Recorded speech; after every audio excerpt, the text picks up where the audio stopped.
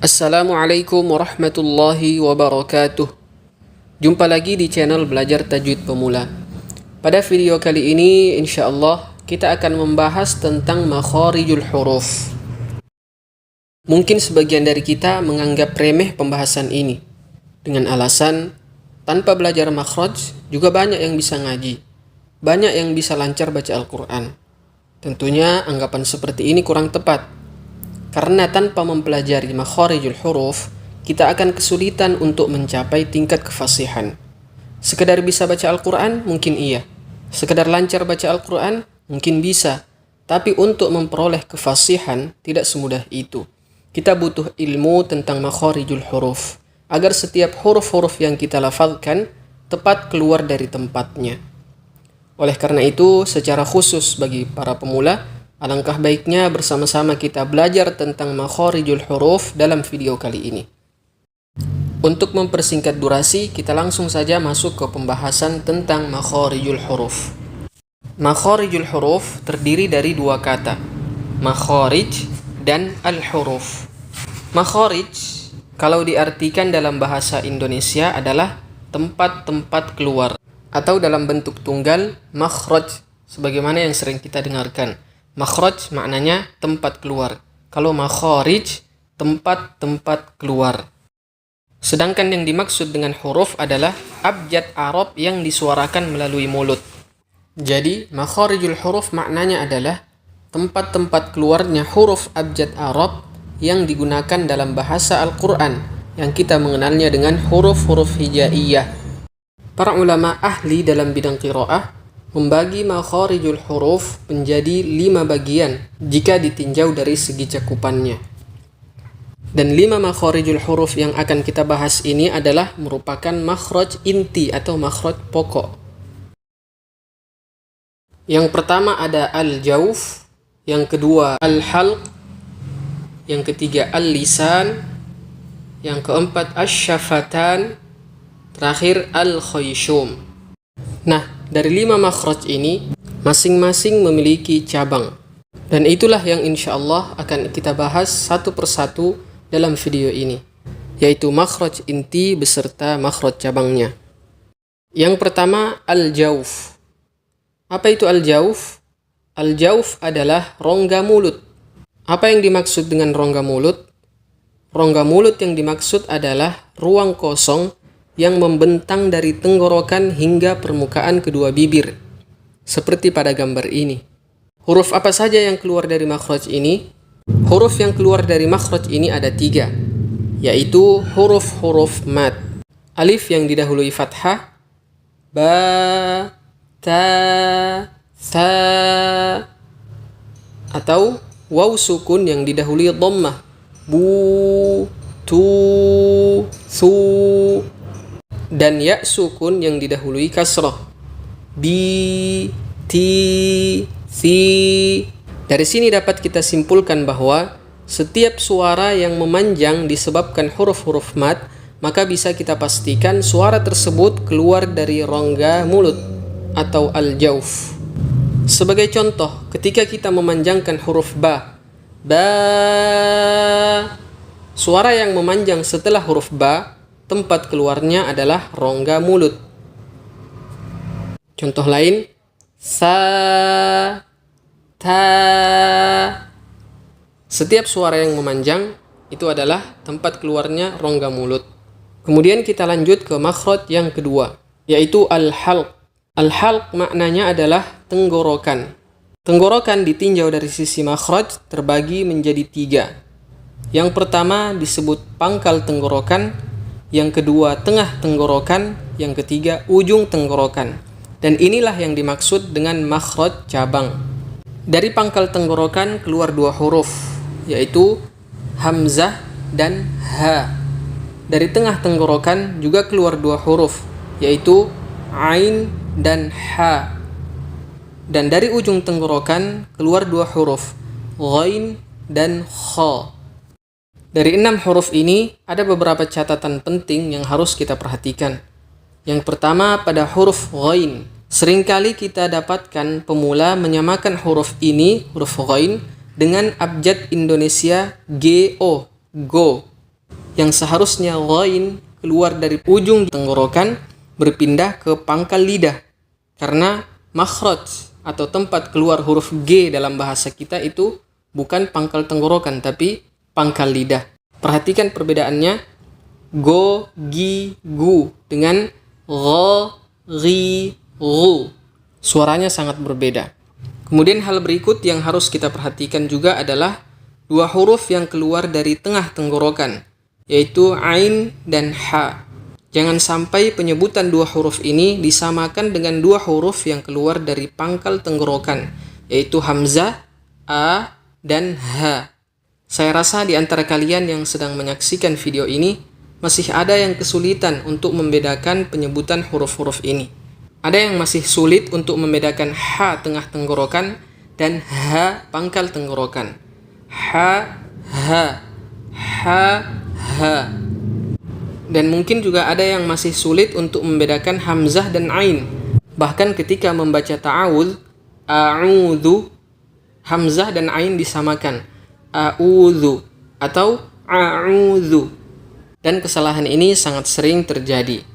Dan kesalahan yang seperti ini merupakan hal yang biasa dan sangat sering terjadi, khususnya bagi yang masih dalam proses belajar. Teruslah belajar dan perbanyak praktek di hadapan guru. Insya Allah setelah kesulitan pasti ada kemudahan. Kita lanjut pada makhraj berikutnya, yaitu al-lisan. Namun saya ingin mengakhirkan pembahasan tentang al-lisan. Jadi terlebih dahulu kita membahas makhraj asy-syafatan. Adapun al-lisan insyaallah di akhir video akan kita bahas. Asy-syafatan. Makna asy-syafatan adalah kedua bibir. Tentu yang dimaksud adalah bibir atas dan bibir bawah. Ditinjau dari sisi makharijul huruf, kedua bibir terbagi menjadi dua. Yang pertama, bibir bawah dan ujung gigi seri atas bertemu. Dari sini keluar satu huruf, yaitu fa. Yang kedua, bibir atas dan bibir bawah bertemu. Dari sini keluar tiga huruf, ba, mim, dan waw. Untuk huruf waw, ada sedikit cara yang berbeda dari dua huruf lainnya, yaitu huruf waw tidak perlu sampai merapatkan antara bibir atas dan bibir bawah, sebagaimana yang kita lihat pada gambar ini. Wa, wi, wu. Kedua bibir tidak perlu dirapatkan. Kemudian makhraj berikutnya adalah al-khayshum. Al-khayshum adalah rongga hidung. Pada umumnya, ketika kita bersuara, katup yang menuju ke saluran rongga hidung tertutup. Namun ada huruf-huruf tertentu yang mengharuskan katup yang menuju ke saluran rongga hidung terbuka, seperti pada gambar ini. Sehingga mengalirlah suara melalui hidung. Dari makhraj ini keluar dua huruf, yaitu mim dan nun. Ma, mi, mu. Na, ni, nu. Untuk membuktikan dua huruf ini mengeluarkan suara melalui hidung, kalian coba sukun kedua huruf ini sambil menutup hidung. Dan hasilnya bisa kita pastikan suara mim atau nun tidak akan terdengar sempurna. Contohnya, ab, ad. Nah, kalian bisa dengar sendiri dan kalian bisa praktek sendiri. Kemudian makhraj berikutnya adalah al-lisan, lidah. Dan seperti inilah penampakan lidah. Lidah ditinjau dari segi makhraj terbagi menjadi beberapa bagian. Ada ujung lidah, tengah lidah, pangkal lidah, tepi lidah bagian belakang, boleh kiri atau kanan, tepi lidah bagian depan sampai ujung lidah. Dari setiap bagian-bagian ini ada huruf yang keluar. Dan perlu kita ketahui bahwa setiap bagian-bagian lidah yang kita sebutkan tadi harus memiliki landasan, atau dalam bahasa lain, tempat menempel. Nah, agar lebih jelas, insya Allah kita akan menjelaskan apa saja landasan atau tempat menempelnya bagian-bagian dari lidah tersebut. Dan huruf-huruf apa saja yang keluar darinya. Kita mulai dari pangkal lidah. Makhraj dari pangkal lidah terbagi menjadi dua. Dan inilah yang disebut dengan makhraj cabang juga. Yang pertama pangkal lidah, menempel dengan langit-langit paling belakang.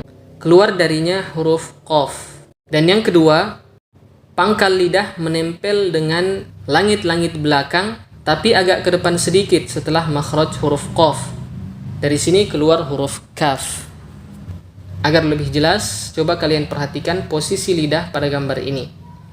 Makhraj huruf qaf lebih dalam dari makhraj huruf kaf, sehingga harus menghasilkan suara yang berbeda dari kedua huruf. Contoh, ko, ka, ko, ka. Kita coba memberikan harokat dhammah. Ku, ku, qi, ki, ki. Sampai di sini jelas ya? Kita lanjutkan. Makhraj berikutnya yaitu tengah lidah. Landasan atau tempat menempelnya hanya satu, yaitu tengah lidah dan langit-langit yang berada di atasnya. Dari sini keluar 3 huruf. Jim, sha, ya. Ja, sha, ya. Ya, ji, ju. Sha, shi, shu. Ya, yi, yu. Perhatikan posisi lidah pada gambar ini. Meskipun 3 huruf ini tempat keluarnya sama, namun masing-masing memiliki cara yang berbeda. Huruf jim, ya, ji, ju, tengah lidah harus benar-benar menempel pada langit-langit di atasnya. Sedangkan huruf shin dan ya, tengah lidah dan langit-langit di atasnya tidak begitu menempel seperti pada gambar ini. Sha, ya. Sha, shi, shu. Ya, yi, yu. Kita lanjut ke makhraj selanjutnya, yaitu ujung lidah. Ujung lidah memiliki beberapa landasan atau tempat menempel. Yang pertama, ujung lidah dan gigi seri bawah. Dari sini keluar 3 huruf. Sin, zai, sod. Kita bisa melihat posisi lidah pada gambar ini. So, si, su. Sa, si, su. Za, zi, zu. Untuk huruf sod, pangkal lidah harus sedikit naik seperti pada gambar ini, agar menghasilkan suara yang lebih tebal. Kemudian landasan atau tempat menempel ujung lidah berikutnya adalah ujung lidah dan ujung gigi seri atas. Hurufnya ada 3. Sa, zal, vo. Perhatikan posisi lidah pada gambar ini. Pastikan ujung lidah kalian menempel pada ujung gigi seri atas. Untuk memastikannya, kalian bisa melihat menggunakan cermin. Vo, sa, za. Vo, sa, za. Jangan sampai ujung lidah menempel ke gusi atas atau menempel ke gigi seri bawah. Kemudian landasan atau tempat menempel ujung lidah berikutnya adalah ujung lidah dan pangkal gigi seri atas.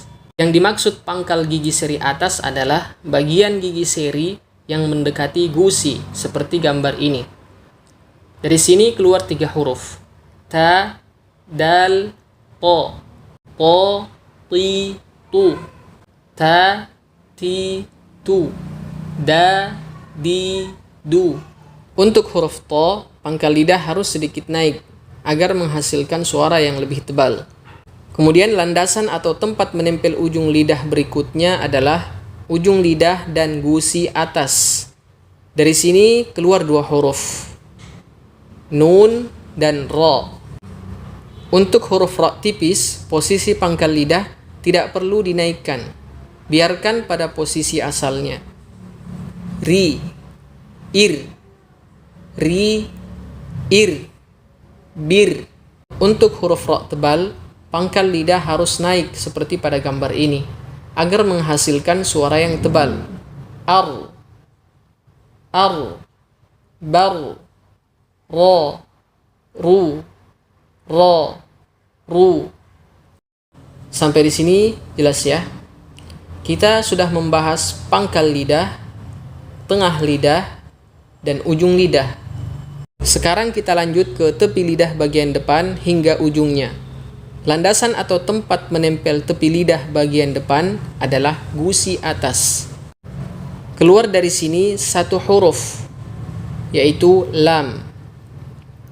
La, li, lu, la, li, lu, al, bal. Sebenarnya makhraj huruf lam ini kurang lebih sama seperti makhraj huruf nun, yaitu ujung lidah dan gusi atas. Hanya saja huruf lam melibatkan juga tepi lidah, tidak hanya ujung lidah saja. Kemudian makhraj lidah yang terakhir adalah tepi lidah bagian belakang, kiri atau kanan boleh, atau kedua-duanya, menempel pada gigi geraham atas bagian dalam. Keluar dari sini satu huruf, yaitu bo, dan huruf ini merupakan huruf yang paling sulit. Bahkan orang-orang Arab sendiri banyak yang kesulitan dalam menyebutkan huruf ini, padahal bahasa mereka sendiri. Bo, di, du, bo, di, bu, ad, bad, wal, ard. Nah, itulah penjelasan tentang makharijul huruf. Sebelum kita mengakhiri video ini, ada satu pertanyaan buat kalian. Jawabannya silahkan tulis di kolom komentar jika kalian tahu. Ada berapakah huruf-huruf hijaiyah yang keluar dari lidah? Silahkan jawabannya ditulis di kolom komentar. Semoga video ini bermanfaat. Kita akhiri sampai di sini. Wassalamualaikum warahmatullahi wabarakatuh.